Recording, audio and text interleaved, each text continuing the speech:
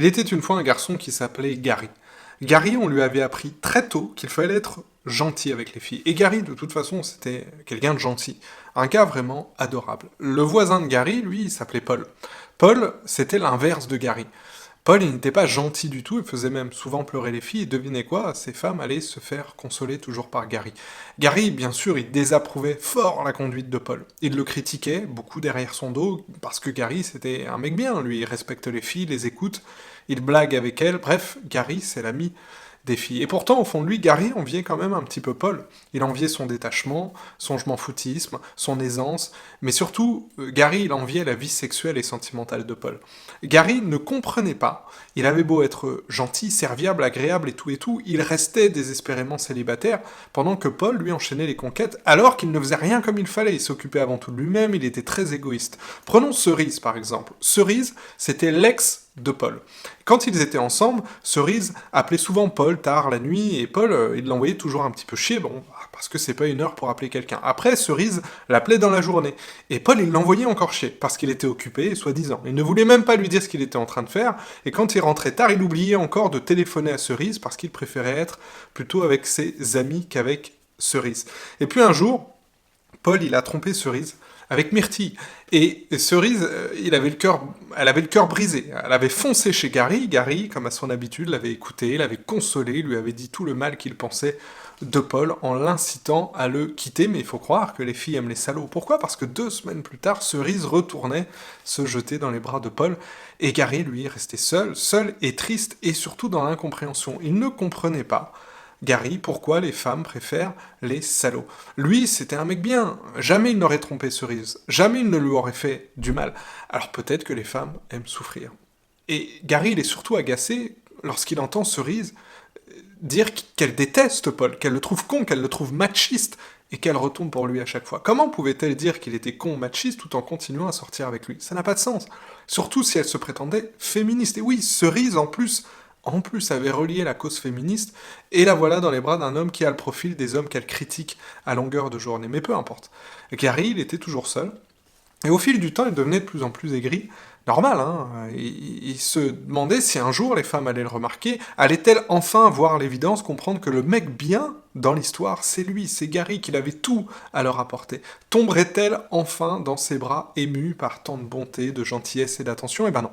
Non, toujours pas.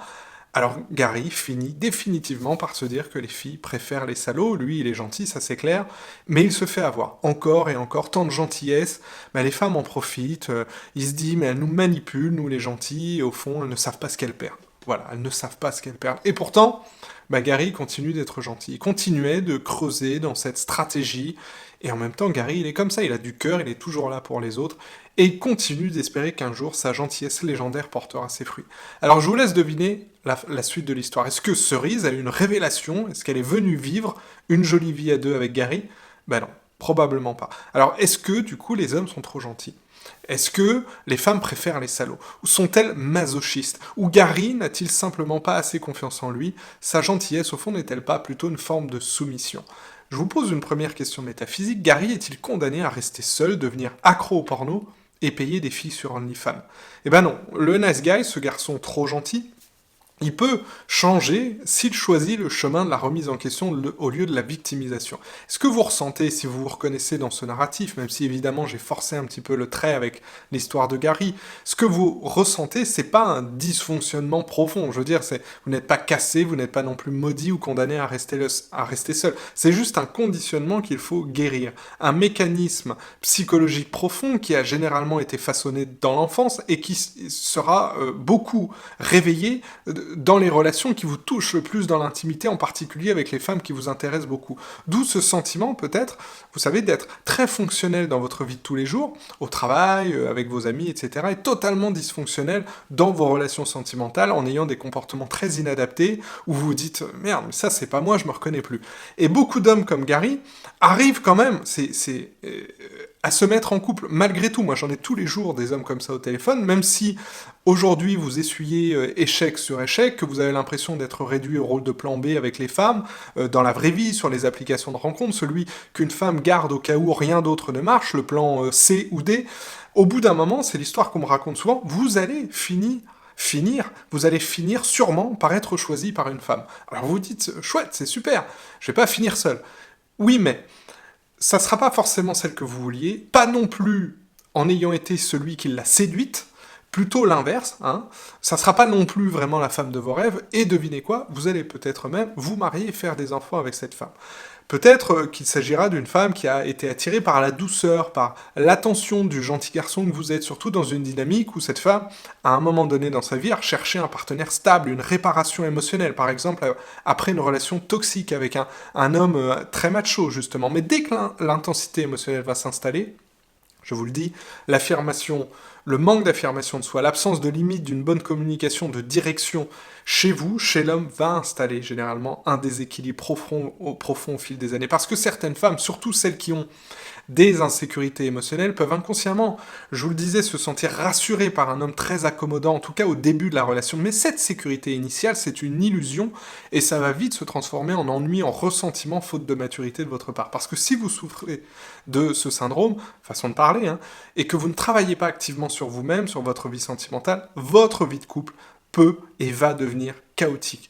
Vos relations rimeront avec sabotage, besoin excessif de validation, choix de partenaires incompatibles, des femmes à problème, des femmes compliquées, elles-mêmes immatures, qui seront finalement les seules en mesure de tolérer vos lacunes, votre manque d'éducation sentimentale. Et quand vous allez tomber sur une fille vraiment bien, elle va vous lâcher pour un autre. Il va y avoir de l'usure aussi dans votre vie de couple, parce qu'à force de donner et être dans l'auto-sacrifice, ne pas avoir ce qu'on veut en retour, vous allez nourrir du ressentiment, un sentiment d'injustice intérieure. Alors oui, bien sûr, on peut changer, mais il va falloir trouver les bons outils, se tourner vers les bonnes personnes. Nous, on pense être très très bien placés pour résoudre ça, et se caser avec la première venue, en se disant c'est la seule finalement qui m'a accepté, c'est loin d'être la solution, croyez-moi, vous allez en baver encore plus dans votre relation de couple, et finalement retourner à la case départ. Donc j'en viens à ma deuxième question métaphysique, on me pose d'ailleurs quotidiennement, faut-il arrêter d'être gentil, devenir un salaud comme Paul, devenir un gros je m'en foutiste, si on veut sortir avec des femmes et se mettre en couple?